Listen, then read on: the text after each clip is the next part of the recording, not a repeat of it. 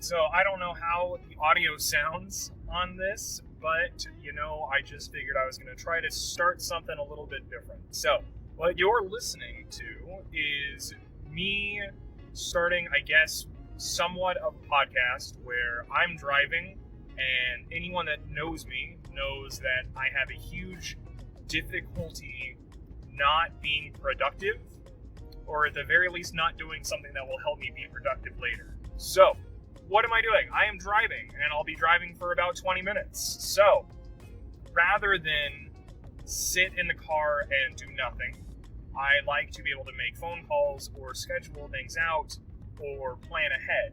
Can't do that right now. As much as I'd love to be able to tell everyone, hey, I've got so many phone calls I need to make, I need to start prepping everything. It's a 3-day weekend. A lot of people aren't wanting to really plan for much, and I don't have a whole lot of phone calls that I need to be making, at least right at this very second.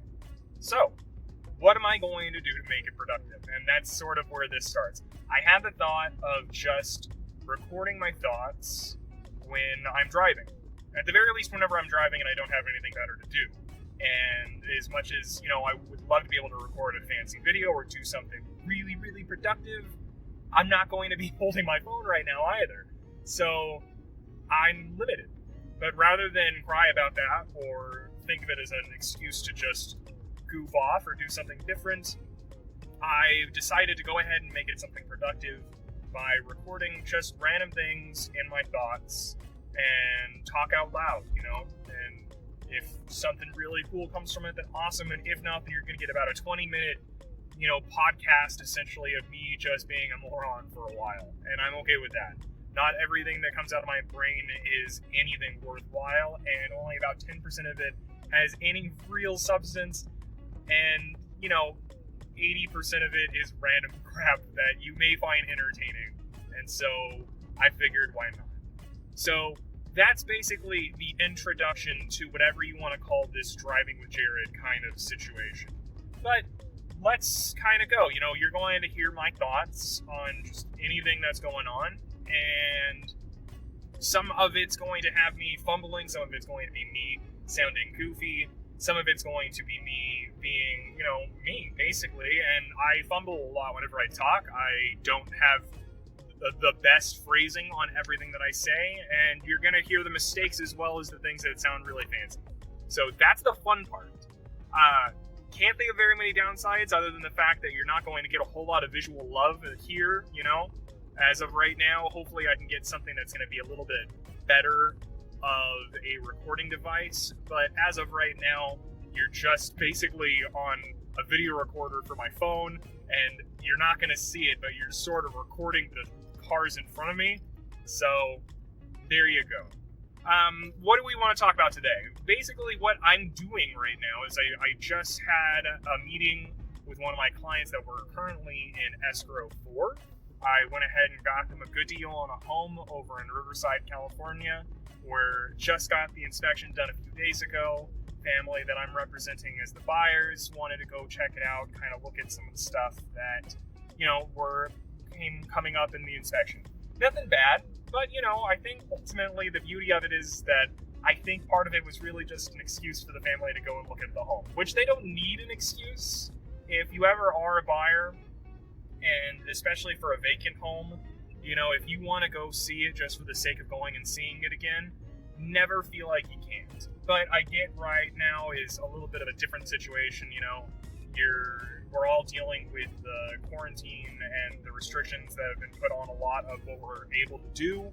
And so, yeah, they had a little bit of hesitancy in wanting to do that, but they had a reason to this time, so we went ahead and did it. That was what I went ahead and just took care of. But the beauty of it is that I have a few different deals in escrow right now, and this one is arguably, or rather inarguably, the easiest one by far.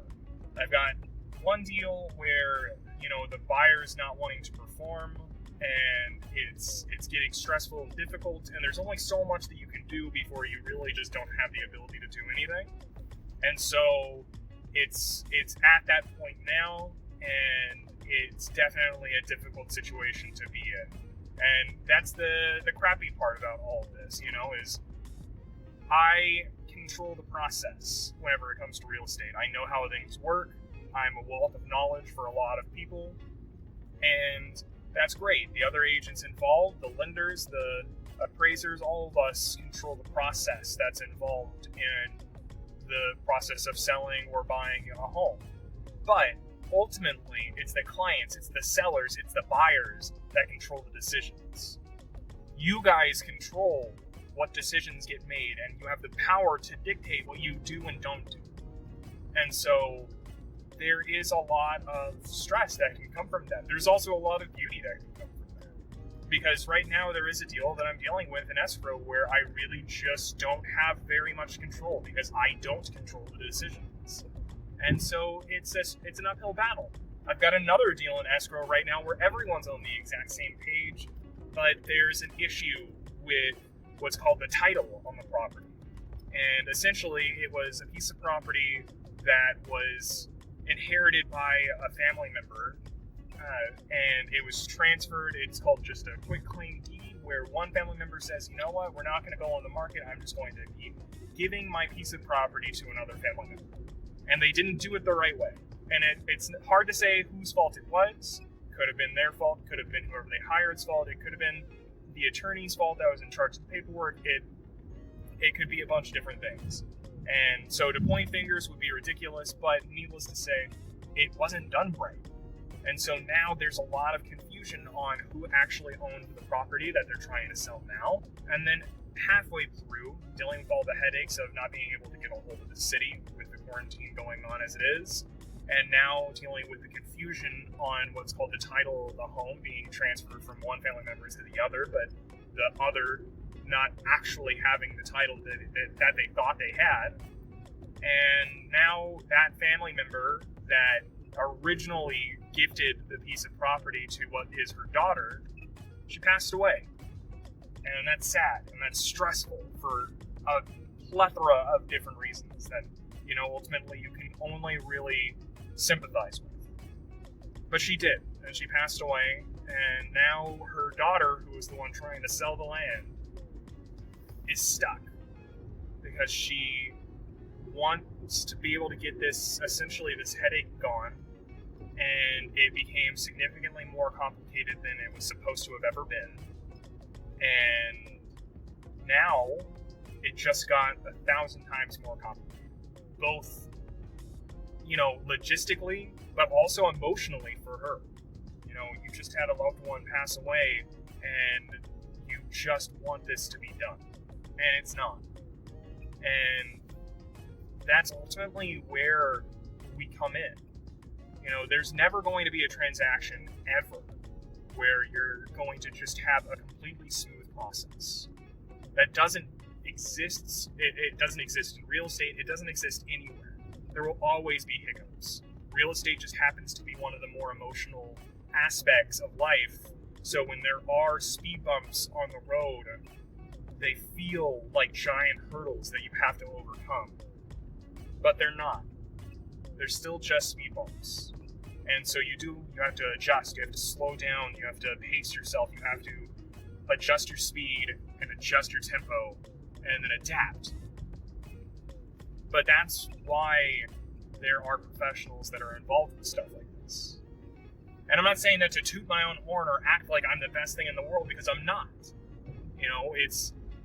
It's not that I'm creating something phenomenal. It's not that I'm doing something as complex as, brain surgery or even embalming like what I used to do whenever I worked in funeral homes.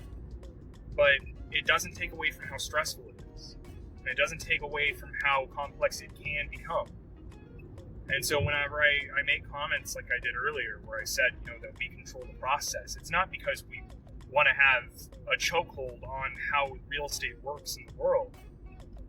It's because if we aren't in control of the process, things can get so complex and complicated that once emotion becomes a factor, it can be a deadly factor too. And so that's why I love what I do. And it's weird, and I didn't really intend to talk about this as much as I am, but I do think that it goes without saying that I work phenomenally well in stressful situations. I always sort of have, but definitely at working in a funeral home and then in real estate in that order has helped me just be able to keep a cool, calm, and collected composure whenever I'm dealing with stressful situations. I know when to push, I know when to pull, I know when to back off, and it helps. And I think that we need to make sure that we have people like that that are in control of the process, because you guys control the decisions. And that's important that you do, and never let anyone tell you what you should or shouldn't do. But you also have an emotional attachment to a lot of this. And there's a lot of emotions to be had. And once you start mixing heavy, strong emotions with things that need to be specific and precise, it can be a dangerous concoction that can sometimes be totally okay, but sometimes be very detrimental to not only the deal that you're trying to do, but just your health and your mental health in general. They say the 3 most stressful times in a person's life is marriage, moving, and death. And so I've dealt with 2 of the 3. And it's phenomenally consistent on how stressful it was having dealt with people in the funeral industry. People who had just lost loved ones, people who have been going through the stress and pain of grief, as well as people going through moving and the stress of being stuck in a different state because you moved and you bought a home out there, but now you've got to sell your home over in California. Or the stress of moving because you really want this home, but you can't afford it. So how do we find something that's similar enough to that I can live in? Because otherwise my lease is going to have to be renewed, and I can't just continue to do a month to month. It doesn't work like that for the type of lease agreement that I have. I need to get this figured out. Or you found the perfect home and everything about it is ideal, but there's one really big issue that was found in the inspection. And now you're suddenly posed in a situation where you have to adapt. You hit that speed bump, and it feels like a mountain. And so the question is, what do you do? And it's honestly, I'm more than grateful to have a positive impact on all of that, to be able to adjust the speed and the tempo in the process, to say, okay, we're going to hit a speed bump, so we can't go 80 miles an hour anymore. We've got to slow down. We've got to adapt. We've got to act. We've got to do this together as a team. And so I don't know. There's a certain amount of beauty that comes from being able to be a very positive impact on what could otherwise be an overwhelmingly stressful situation. That being said, and all of that, because I'm getting really super serious and let's get really down to earth kind of stuff, I'm super grateful that I'm also having one that's extremely easy right now. I'm not even gonna pretend as much as I enjoy being a positive impact on stressful situations, that having just a completely streamlined, comfortable transaction or an escrow and there's barely anything found in the inspections, termites aren't even an issue on the property, everything's smooth, we got a good deal on the home, so I'm not worried about any kind of an appraisal. It's just so much is going well in this situation that as much as I love having a very positive role in really stressful environments, sometimes it's just good to be a positive situation, be in a positive situation and be a positive force in that positive situation. It's awesome. And it happens periodically. I'm not going to lie, there's some things that, that were hiccups along the way in this transaction. There was a lot of negotiating back and forth on my part and on the other agent's part. And so it wasn't completely smooth, but I mean, damn if it's not pretty freaking smooth compared to a lot of other stuff. And so that's the beauty of it, is that you have to appreciate the good and the bad, right? I don't know exactly the purpose of me saying any of this, other than to say that you've got to appreciate whenever something goes really well and really right too. It's ridiculous how smooth of a transaction this is compared to the other ones that I currently have in escrow, at least. And I've had some that have been even smoother than this. But never let something that's been better take away from something that's good, and never let something that's worse take away from something that's great. You're always going to have a worse day than you've had.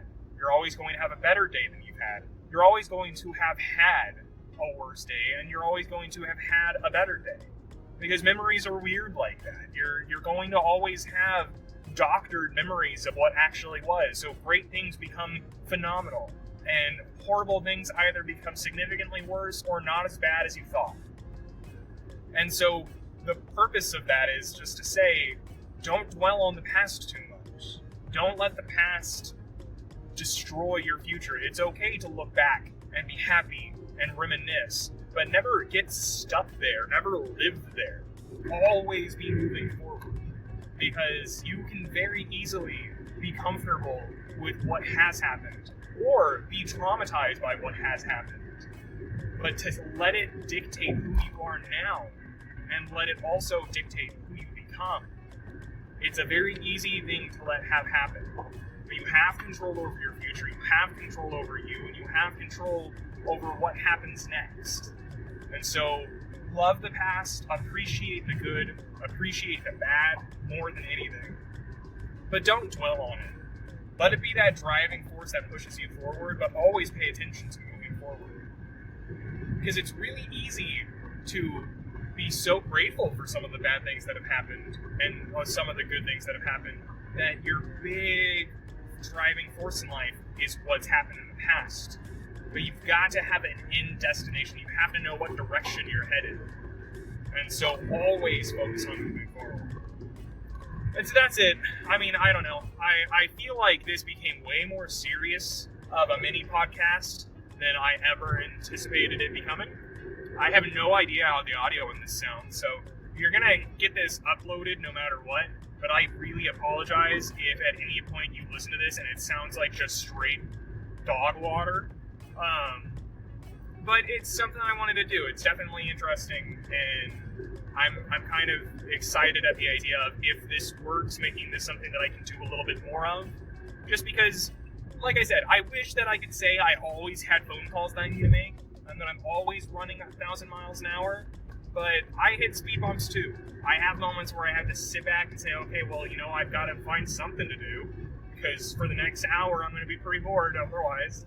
And so finding something like this, it's kind of nice. So I'm going to make sure that I find a way to make it work. Like I said, I'm going to upload this one no matter what. And if the audio is horrible, I'll see what I can do to adjust it, adapt it, make it a little bit better, and make sure that I get over this speed bump too. If I need to change the way that I'm recording it, maybe I'll do something along those lines also. But ultimately, I appreciate everyone who's listened, even if it was for only the first 5 minutes, even if you just skipped to the end, especially if you listened all the way through. Maybe you're going on a car ride too, and so we were able to kind of keep each other company. I just want to say thank you. It really does mean a lot that, I have people that do listen to some of the things that I record and watch some of the things that I upload.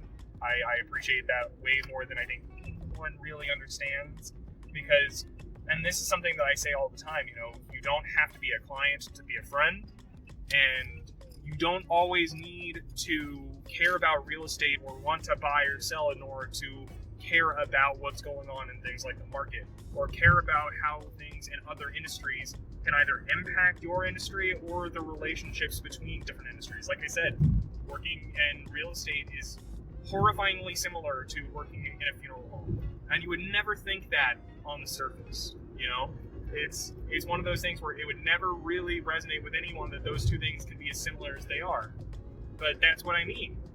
You don't have to be in my industry. You don't have to be wanting to work with a realtor. You don't have to want to buy or sell to care about what someone has to say or how that might reflect on you.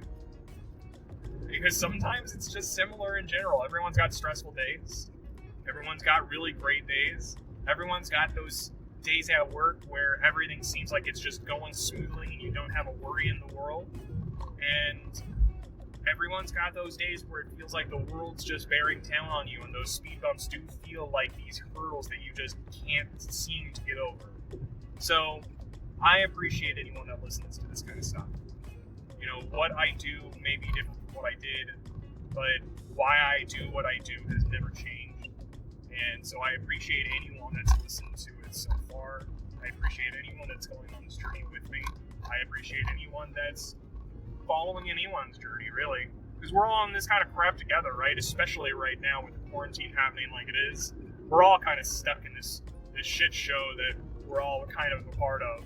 So rather than everyone be angry, I'm really impressed that everyone stayed as strong of a community as we have been. And so I want to say thank you for that as well. So thank you again for everyone who's watched. Thank you again for everyone who cares. Thank you again for everyone who's been there for me and for anyone else during times like this. I will talk to you guys later, quite literally in this situation because you can't see me. And that's it. Talk to you guys later. Love you. Bye.